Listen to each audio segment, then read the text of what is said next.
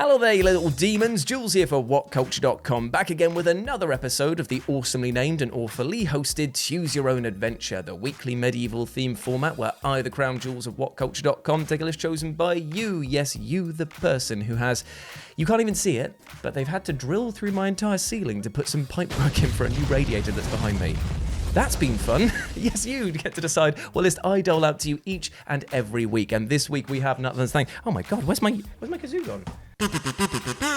Lucien YT for their suggestion of video game mechanics that were somehow harder than the final boss. Now, it's simply expected that video games will save the toughest and most dick-bastardly challenge for last, because what better way to test the player than after a game's worth of tooling them up and teaching them all the ropes than to feed them to a pain-in-the-ass final boss? I mean, they've got to earn those precious end credits, right? Well, that's not always the case, because sometimes the trickiest challenge comes much earlier than the end, and sometimes it's not even another boss, but the damn game mechanics themselves. After all, how can you have a hope in hell of defeating the final boss if you haven't mastered the basic mechanics? Well, these games sure made that a bloody chore. So let's take a look at them. As I'm Jules, this is WhatCulture.com, and these are 8 video game mechanics that were harder than the final boss. And you know the drill by now. Say hi to me here in the live chat and put your suggestions for next week's episode down in the comment section below. But with that in mind, let's get on with the list, shall we? Ooh, whoa, what is going on here? Oh, why is my jumper different? Whoa! You must heed the call soon. Okay.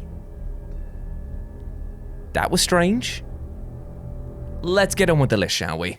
Number 8, the Portal Gun. Portal. Now, the Portal games are 2 of the most ingeniously noodle-baking puzzle platformers ever made, with players forced to use the Portal Gun, or the Aperture Science handheld portal device, in order to progress. The Portal Gun can create portals between 2 spaces, and so players are charged with finding creative ways to fire the gun in order to traverse the game's increasingly tricky test chambers. So basically, the mechanic is the game, a series of physics-based challenges which will require you to use the Portal Gun to manipulate objects in the environment and exploit momentum to fling yourself around like a meaty rocket. It's brilliant, but it's positively brain-breaking. But you know what? There was nothing else quite like this out on the market back in 2007 when it dropped. So mastering these mechanics was tough as you had nothing else to compare it to. But it did make the final boss fight against GLaDOS kind of a cakewalk, of which there is none because it's a lie.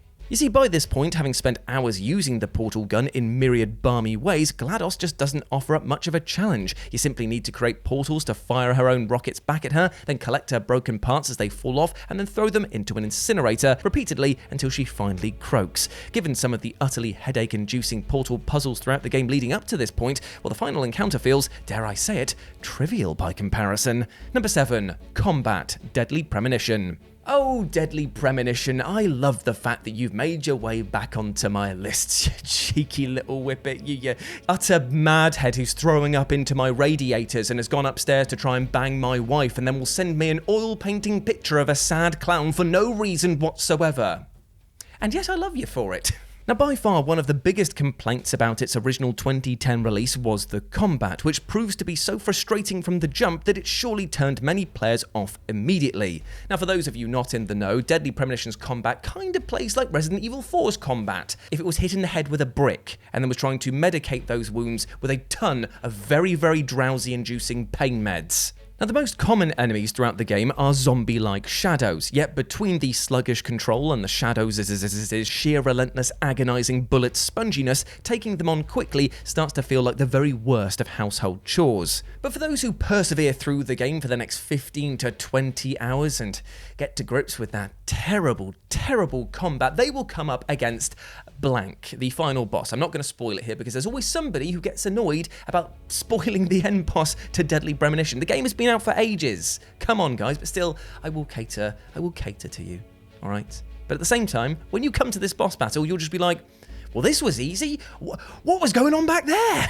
It probably won't surprise anyone to learn that Deadly Premonition's combat was added in pretty late into the game's development, apparently in an attempt to make it more appealing to Western players. Thankfully, the 2013 Director's Cut release did rework the controls and difficulty to make combat feel much like less of a slog, but then in classic Deadly Premonition fanbase mentality, they complained that it was too easy and they didn't like the combat this way. You can't please anyone with this game. Number 6, leg movement, QWOP. Now, there is an argument to be made that QWOP is one of the finest video games ever made.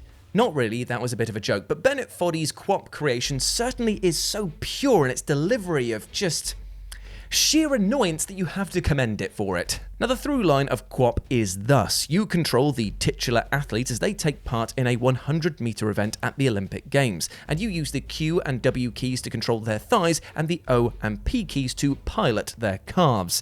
And the aim of the game? Well, it's to keep your runner upright as far as possible, which sounds simple, but definitely isn't. For you see, QWOP's unfriendly controls that require you to operate 4 independent parts of the athlete's legs ensure that running more than even a few meters without hitting the floor like a sack of lubed up potatoes is basically a Herculean feat. Mastering, or even possessing a mere decent understanding of QWOP's movement mechanics will ensure that once you are actually able to keep your runner moving, that the game's final boss is a mere inconvenience. Now, technically there is no standard boss in this browser-based minigame, but there are 2 obstacles that may well as be them, because there is a hurdle and a long jump that you need to clear, and trust me, you will spend so much time on these that Dark Souls bosses will just be like, I'm good, I'm okay. And because the long jump pit is technically the thing you need to cross in order to get to the 100-meter mark to beat the game, it is most definitely the final boss. And trust me, you will spend far more time just trying to stand up for 10 seconds than you will engaging with this pit. So yeah, have fun, mate. Number 5, Tri-Attack Battle System, Resonance of Fate. Now, RPG Resonance of Fate is best remembered for its rather unorthodox approach to combat, that being that there are tons of guns, baby! But you know what? I will absolutely champion this game. I genuinely think if you've not played it, that you definitely should. But it does come with a slight caveat, that being that you will need to take a long time out of your life in order to try and master the most basic mechanics here, because here's a little secret.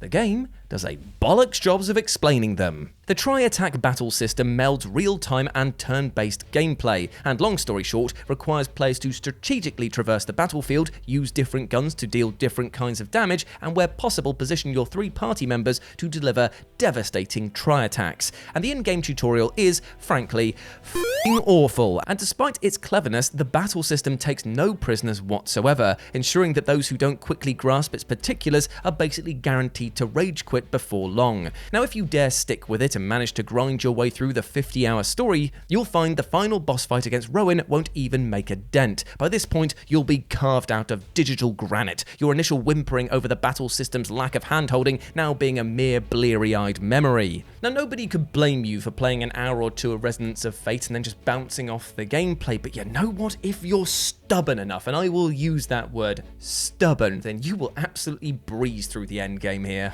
Number 4, Clone Co-op, We Are One. The recently released VR shooter We Are One offers up one hell of a unique hook, albeit one that is quite the trip to get to grips with, especially when factoring in the loopy dimensionality of a virtual reality headset. Now, this ingenious puzzle shooter grants the player the ability to create clones of themselves which can repeat their previous moves in a time loop. By teaming up with an army of effectively programmable clones and chaining their looped motions together, you can traverse the land, obtain weapons, and defeat robotic enemies. Now, there's a steady ramping up in the complexity of the puzzles, ensuring that you truly need to have your thinking cap on to make it all the way to the end. And to be completely fair, there isn't actually technically a final boss here, so much as there is a final wave, like a survival wave. You got to just basically come up against endless robots and just stay alive. And trust me, if you are even one iota out of sync with your previous selves, you are going to lose here. But if you've mastered the mechanics, paid attention to the ability to throw yourself a gun who doesn't exist yet, but plant somebody to catch that gun, pass it along, grab an ammo,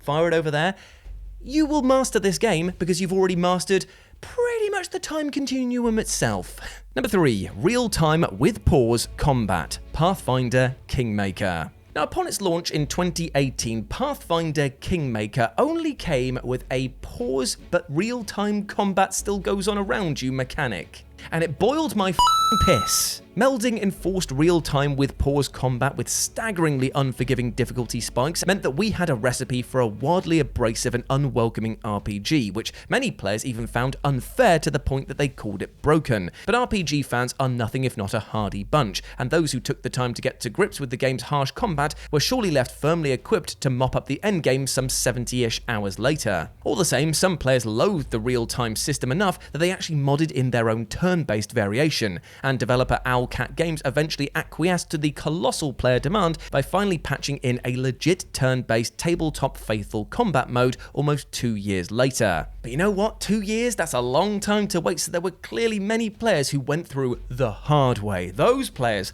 they're the real ones. Real mad, but still the real ones indeed. Respect. Number 2, delivering cargo, Death Stranding.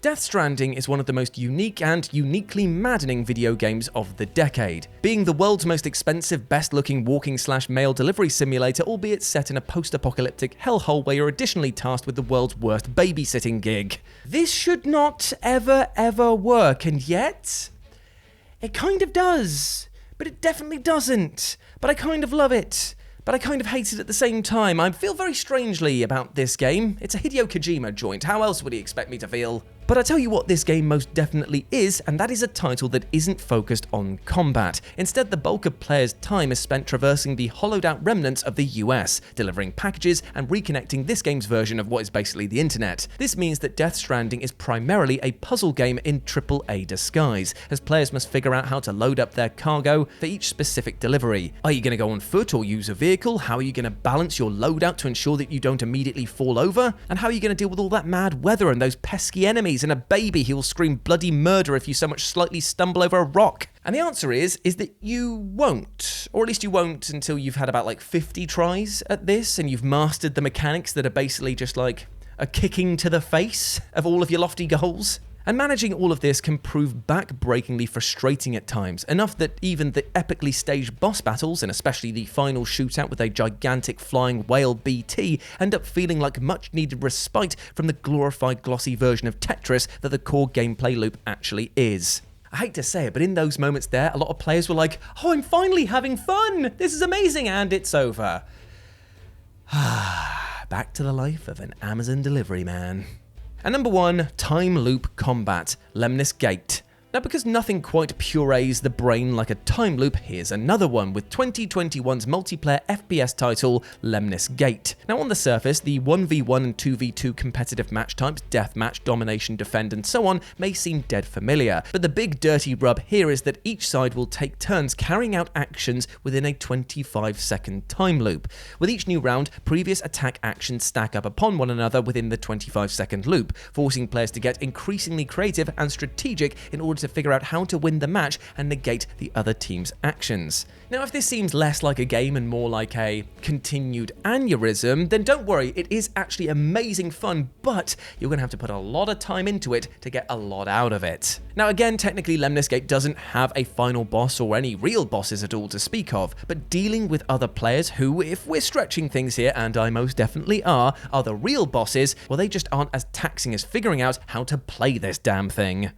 And there we go, my friends. Those were 8 video game mechanics harder than the final boss. I hope you enjoyed that, and please let me know what you thought about it down in the comment section below, as well as your suggestions for next week's episode. As always, I've been Jules. You can go catch me over on the Future Game Show, where I'll be doing all of my gaming content going forward. And if you want to chat to me in the social media side, you can do so by going to @RetroJ with a 0 for Instagram and Twitter. And I am Egg Daddy Jules over on TikTok, where I have made 2 videos, baby. I'm killing it. I'm crushing it. I am the TikTok god.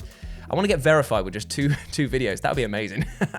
And you can follow Dan over here as well. Let's not forget about him, the lovely sort that he be. But before I go, I just want to say one thing. Even though we've talked about difficult mechanics, let's talk about one more that we can try and unravel a little bit here today. And that is the mechanic of just being kind to ourselves. I know that sometimes that we can be our own worst critic, but trust me, my friend, you deserve love, happiness, and success. We all do as human beings, all right? So please don't be too harsh on yourself. You do not deserve it, all right? Treat yourself with that love and respect. All right, big love to you, you massive ledge. As always, I've been Jules, you have been awesome. Never forget that, and I'll speak to you soon.